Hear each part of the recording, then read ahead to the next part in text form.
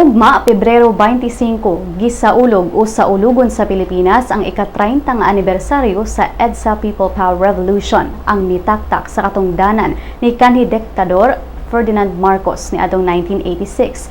Nunot sa maong kasaulugan, giatangan ang pagpahigayon sa flyby sa mga air assets sa Philippine Air Force ug ang pag-abli sa People Power Experiential Museum sa Campo Aguinaldo. Mukabat sa 28 ka mga air assets sa PAF ang moapil sa flyby ugma, mato ni PAF spokesperson Colonel Enrico Canaya.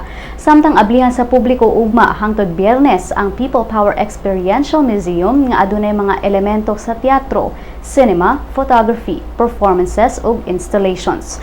Tumong sa pag-abli sa museum mao ang pag-edukar sa mga kabatan-unan sa martial law ug ang nahitabong revolusyon ni adtong 1986. Ang mga mobisita sa museum mahimong moagi sa Gate 5 sa Campo Aguinaldo sa may White Plains Avenue.